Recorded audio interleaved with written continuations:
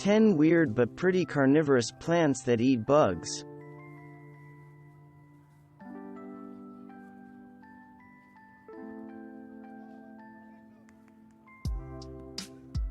Cobra Lily, Darlingtonia californica, which also goes by the name of California pitcher plant, is closely related to the other carnivorous pitcher plants in the Sarraceniaceae family.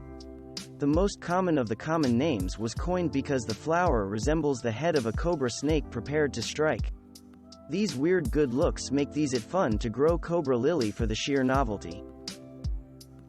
There are a number of carnivorous pitcher plants native to North America. Most are native to the southeast, but an exception is Sarracenia purpurea, commonly known as purple pitcher plant, which is native to the eastern seaboard and Great Lakes region. One subspecies, Sarracenia purpurea subsp. Purpurea, is native to the north-central U.S. from New Jersey north to Canada. The nodding pitchers on this cold hardy plant grow 6 to 8 inches long and are quite attractive.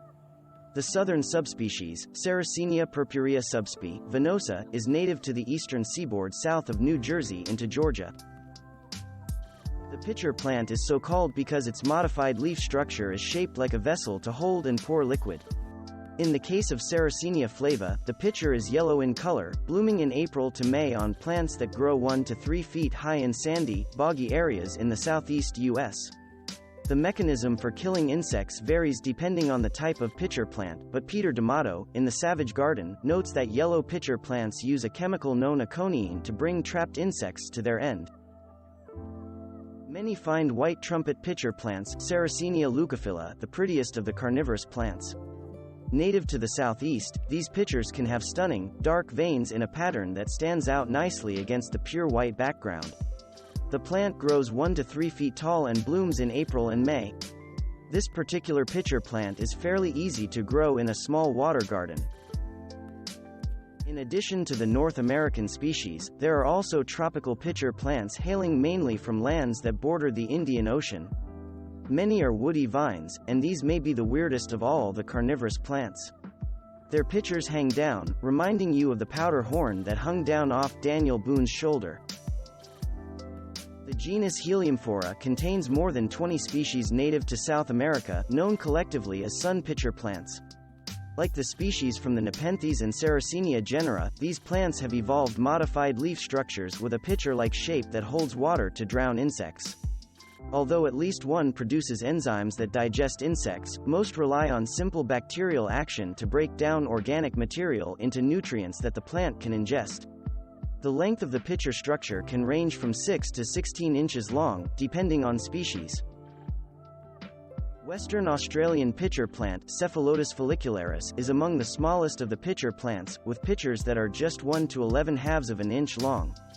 But the stripes on the pitchers make them very pretty. The Eden black cultivar is dark enough to qualify as that rarest of the rare, a black plant. Sundews, Drosera spp, are pretty plants that get their common name from the shimmering of the sticky secretions that cover the hairs protruding from leaves. These hairs, technically called trichomes, and their secretions are what trap the insects. The trichomes also secrete enzymes that break down the bodies of insects, making the nutrients available to be absorbed through the leaves. Unlike the many pitcher plants, which trap passively, sundews respond actively to touch. The hair-like tentacles literally reach out for the insect once any contact is sensed. In some species, the leaves themselves will then curl up to engulf the insect. Probably more people are familiar with Venus flytrap Dionaea muscipula than with any of the other carnivorous plants. Not only are they commonly sold as houseplants, but they have also appeared, in exaggerated forms, in numerous science fiction movies, including Little Shop of Horrors. This last category of carnivorous plants has the most complicated and ingenious trapping mechanism. Comprising more than 200 species, the plants in the Utricularia genus are aquatic or terrestrial wetland plants that actually suck water in by means of an elastic bean-shaped bladder that snaps open when trigger hairs are touched by some tiny creature, such as a Daphnia, water flea. The sudden opening of the empty bladder draws in water and whatever unfortunate creature is present, much the way a syringe draws in liquid when the plunger is drawn back. The plant then slowly squeezes the water back out through filtering membranes. The tiny creature is trapped inside, where digestive fluids break it down. Thanks for watching.